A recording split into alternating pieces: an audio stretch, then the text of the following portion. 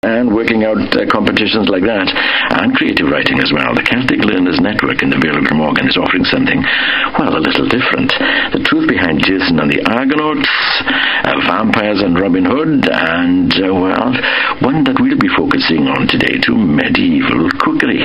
And the team behind these weird and wonderful subjects is Ceri Lane, Kishli, Laister-Scott, and Colette Maxfield, who join me now. Ladies, you're very welcome. Good afternoon to you. Good afternoon, Roy. Yeah, I mentioned just a few there, but you've got a wide variety of subjects on offer. Oh, we've got something for everyone, Roy. And Ceri, you're Celtic.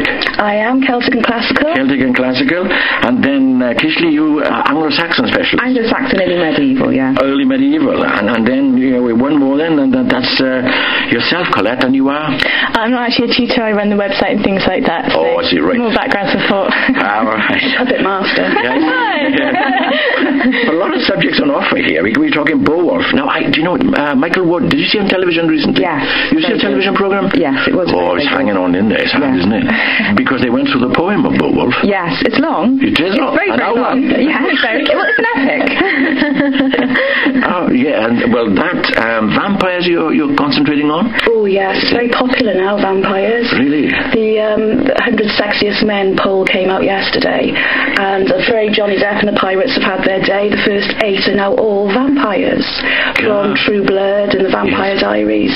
So they're the new sexy sex symbols. Did I see him on television, one of the pink suit and spooky hair, and he'd been in a vampire film or something, hadn't he? Oh, they're all in there, aren't they? Everyone wants to be in a vampire film or a TV program at the moment. What kind of phase are we going through, I wonder? Obviously, blood-sucking phase. Yes, quite. Seven wonders of the world. These are the ancient wonders of the world, are they? Yeah, there was a new...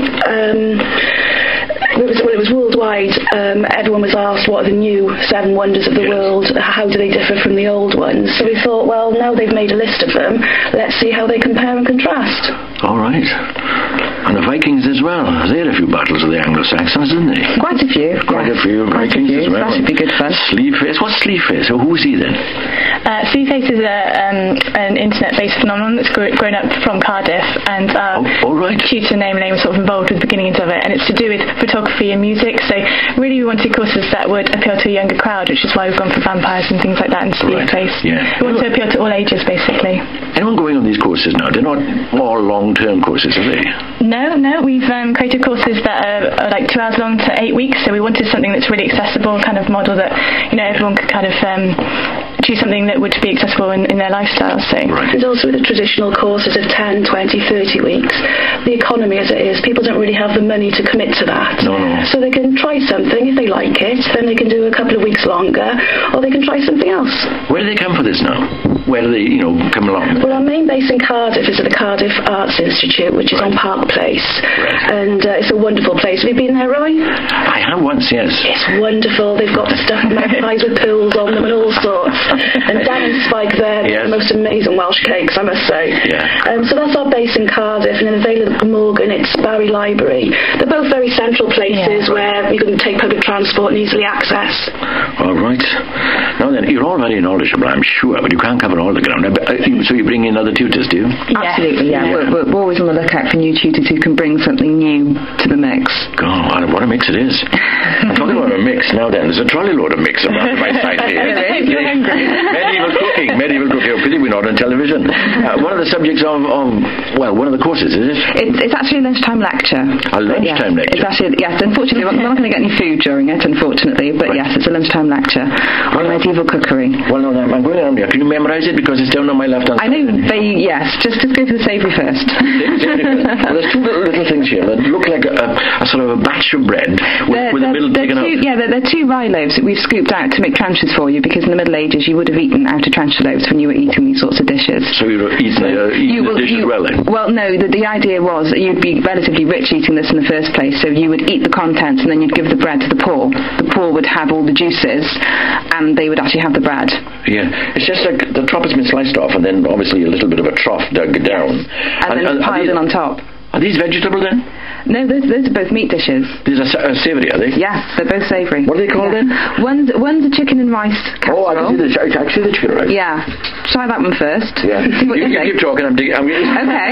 Well, in that one, that's an interesting mix because it's sweet and savoury. There's bits of both in there. That's really palatable, isn't it? It's okay. Nice. It's okay. It's rice and chicken and something else, isn't it? It's rice, chicken. There's almond milk in there. Yeah, that's quite an unusual. We don't use almond milk today, so it's quite an unusual flavour. All right. It's literally ground almonds steeped in hot water and then strained to produce a milky-like substance that they used in absolutely everything. All the dishes you're having today, I think, pretty much have got almond milk in them. They used it for everything. And what's the other savoury one, the big one? The other savoury one, it was going to be beef tongue, but Tesco's didn't do beef tongue anymore. Apparently, that people just aren't interested. Shame. So we use sausages instead as a substitute. So it's sausages chopped up with sage, there's parsley, there's mint, all kind of chopped up together and again made into a casserole. So. Well, I bend over now. Colette, you talk about sleeve face again. Go on. Well, actually, Naomi's hopefully got a slot in September to talk about sleeve face on Radio Wales, so I'll let her go into the details. I don't want to steal her thunder too much, but it's been around for about 4 years, and Naomi was there from the inception of sleeve face, and she's created a workshop for us that is very focused. We're going to have sort of props, a dress-and-up box. She's going to do it maybe inside and outside, so it's much more. And also she's going to talk about how to use your camera and that kind of thing, how to get the best out of your camera. So it should be quite a fun kind of workshop for all ages, basically. Great. What did you think of that one then? That was very nice, very different to the. I think if I was asked, if there was a menu and it was a kind of a restaurant, I'd go for the chicken and the rice. Yes, I would. Yes. So some people find that the mix of sweet and savoury quite difficult because we don't usually, most of our dishes aren't like that anymore. So you actually prefer that one, do you? I do. Well, just slightly. It's obviously a close run thing. Isn't it? And then you've got sweet ones. Obviously you've got to have pudding, haven't you? Oh, then I can actually reach this and bring it back up. Right. Those are actually Lenten fritters. Fritters. Because there's no dairy in there.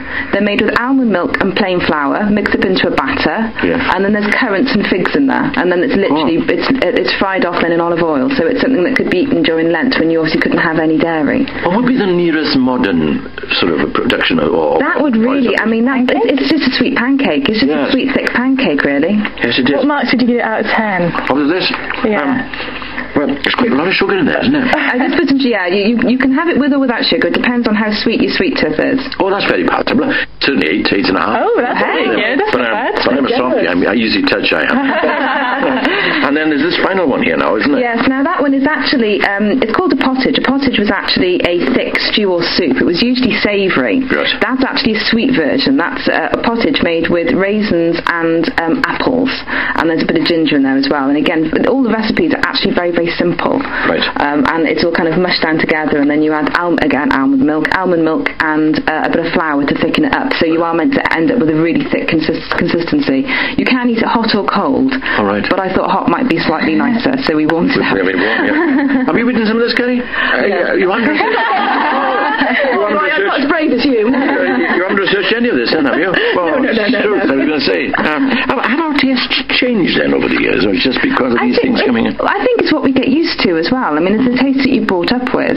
And, medieval cookery, generally speaking, they've got, the high-end stuff, which is sort of stuff we bought in today. It is full of spices and different flavours working together, and they do have sweet and savoury very often in the same meal. Yes. And I think the consistency, there's a lot of food that's actually, to us, quite mushy, like that. It is mushy, isn't it? Yeah, I mean, it's just, we just look and we just go, it's just mush. But a lot of their food was like that. Because I was searching around now for a word to describe this. Mushy. But it's quite sweet, isn't it? With the currants and was it sultanas in there or something? It's currants, yeah. It's basically currants and apples. Oh, apple it wasn't it? I was searching around. Yeah. The taste I was sort of seeking out. And there's a bit of ginger, so there should be a bit of heat in the back as well. And of course, during the period, there would have been, vastly different cooking methods. We should bring in peacock. Yeah, oh, my word. Well, you nearly did end up with peacock and deer kidneys, but we couldn't source those either. I'm very, very disappointed, to be honest. God is very kind. He does work in mysterious ways. Apparently, they sold the last peacock just before we turned up. My word, the ones in Cardiff Castle then better watch out, don't they? Really? Yeah. In terms of cooking methods, they did use use pretty much what we use today. The biggest problem that they had was actually was the heat, was actually generating the heat and keeping the heat at the right level. We've got ovens, we turn up and down for different heats. They didn't. They just had an open fire. So trying to get the temperatures where you wanted it and then maintaining it was actually a very, very difficult job. And it was one of the first things you'd learn as a cook would be to how to build a fire that would keep its heat long enough for you to cook your food. And then you've got the whole potluck thing as well, haven't you? Yes. Where this comes from. Yeah. Wow. So the Celtic Learners Association, when did it start then? Around about April, officially launched on 6th of August. Very new then, very new, isn't it? Yeah, and we kick off 4th of September, our September term starts with creative writing. So, yeah, we're just waiting for the first term to start, really. Yes. So exciting times. Yeah, we've been sort of enjoying ourselves, I've been enjoying myself with these sort of examples you brought in here of medieval cooking, but let's quickly run through the array of courses that you've got available now. Ceri, you're into the Celtic and the classical, are you? I am, yes. That's my bits in the folklore and the mythology as well. And one interesting day school we've got coming on is Bedlam. Bedlam?